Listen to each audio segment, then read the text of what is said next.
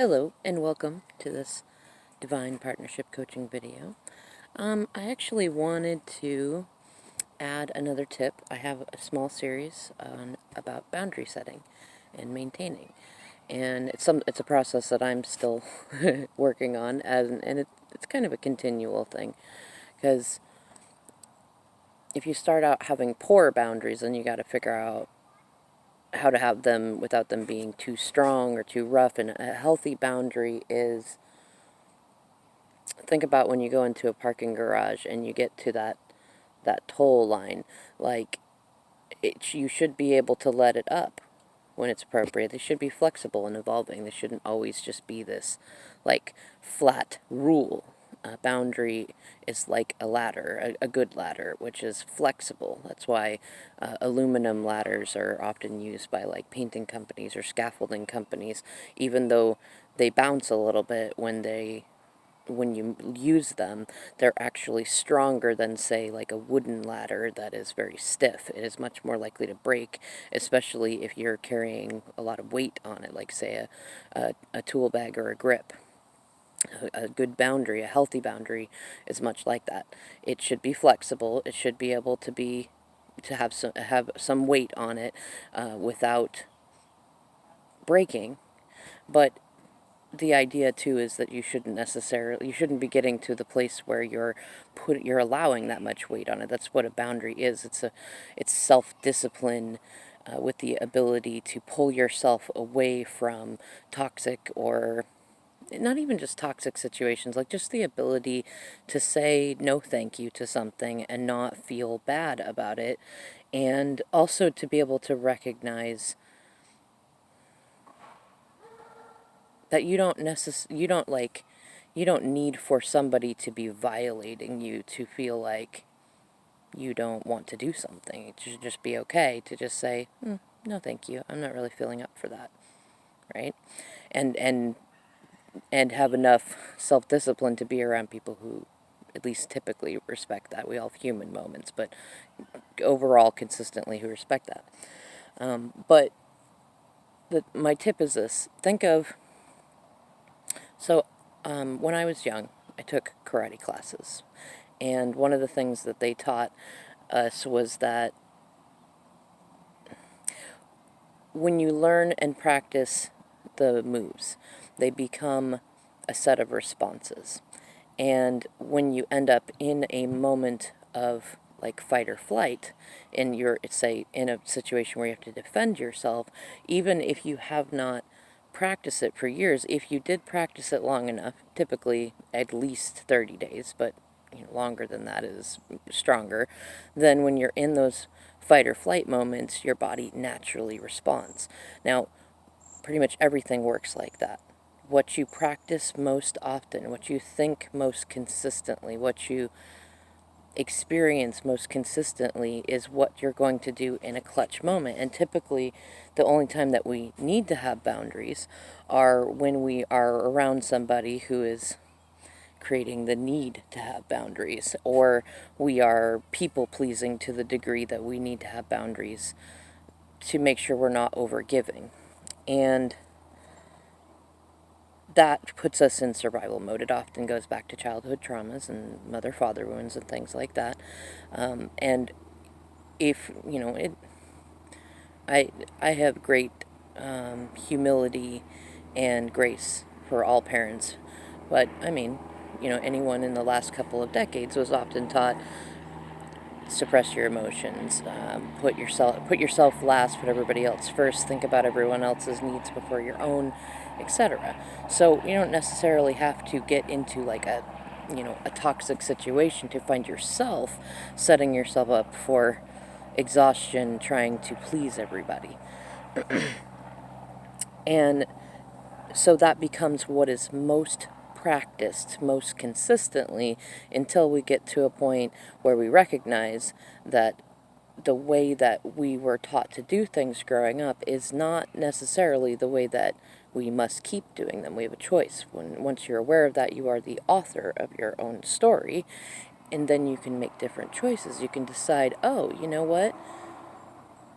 I mean, my parents taught me this stuff doing the best. They were doing the best they could with what they knew how to do, and maybe it was even necessary at the time. But now, I don't need to feel guilty if I don't want to participate in ABC, or if I want to have a balanced give and take to where I'm only giving from that of myself that is extra and not that which I need, so that I'm no longer in a place where I feel constantly in crisis if I give too much of myself because I'm not refilling my own cup, an emotional cup. And so to start out in practicing good boundaries, the first step is to recognize where your mind goes when you think about setting a boundary. For me, and many that I care about who are learning the same stuff, the first place you go is, I don't want to do that. It's going to create conflict, and I'm going to feel like a big jerk, and then it's going to be more conflict to try to uphold it. I'm probably going to get squishy about it, and then be inconsistent, and then it'll be all over the place. I don't want to do it. I'd rather just keep wearing myself out. Or allowing people to use me, because it's known. I know what the results will be to that, and I don't know, at least I don't have the experience in my physical being of what that's like. But that's silly if you think about it, because it's kind of like saying, I don't want to learn how to play guitar or how to ride a bike because I don't have the muscle memory in there yet, and it might be strange to then have that muscle memory later and to be able to play without looking at the chords. Like, if you like playing guitar, you like doing music, why would you turn away from that just because it's difficult? And there are times when it's difficult and you can put it down and come back to it also. And boundaries are very similar, you know. You don't have to get them perfectly right the first time. The point is to start practicing seeing yourself having healthy boundaries and seeing other people responding in a healthy way, because we've been trained to assume that any sort of...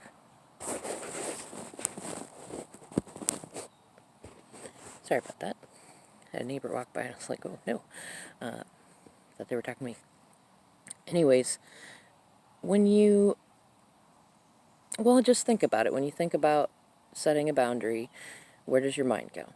If it goes into stinking thinking like, oh no, that's going to create conflict, or it might end my relationship, or my job, or make somebody mad, and that temporary anger or discomfort is so much scarier than the idea of continuing to live in that pain and that distress that you're already experiencing from having poor boundaries or no boundaries or too rigid of boundaries. Then that's what needs to be evolved, is that thinking. Start imagining the people around you that you care about, that you might need to have some boundaries with, whether work or relationship or whatnot.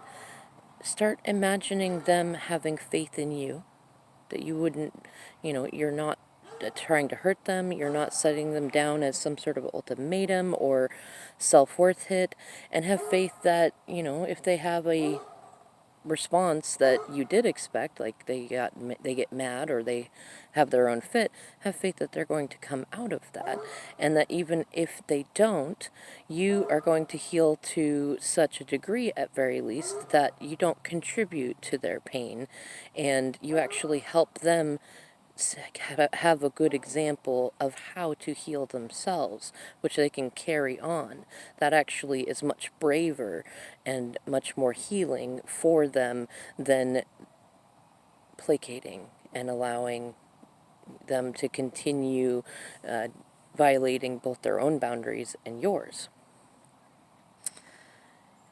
And that's, that's the key in it too, is starting to have faith in yourself that while these evolutions and these growing moments might be temporarily uncomfortable, the long-term benefits of them are much more consistent, stable, safe, and providing of healthy opportunities for growth and vulnerability and abundance and magic and love than what you've been going with.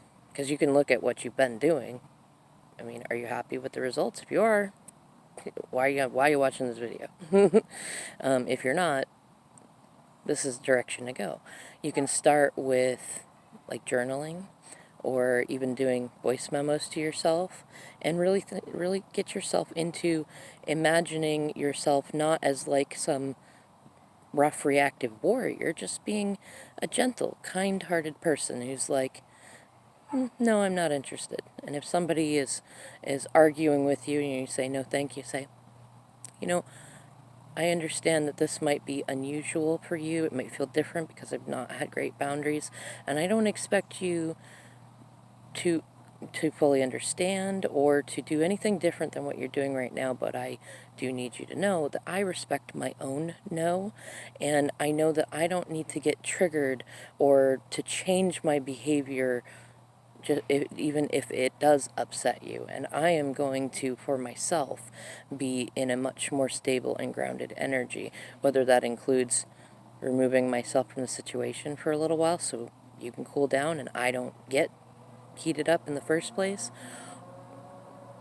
You know, you can go on from there. Play around with it, see what works. It's certainly more of an art than a science. And if you have any specific questions, you can leave them in the comments section below, and I generally leave my email in there too, or in the description box. Somebody's racing around, so having some fun. Have fun with this. Boundaries aren't supposed to be like this big awful thing. It's kind of like exercise. You know, if you haven't gone out and done it in a while, you're going to be a little bit tired at first. You might have some aches and some discomfort and things like that. But once you get into doing it, there are like infinite benefits to it, and it enhances every area of your life. Healthy boundaries is very similar. Anyways, alright, I'm ending this video here, and I'll see you in the next video.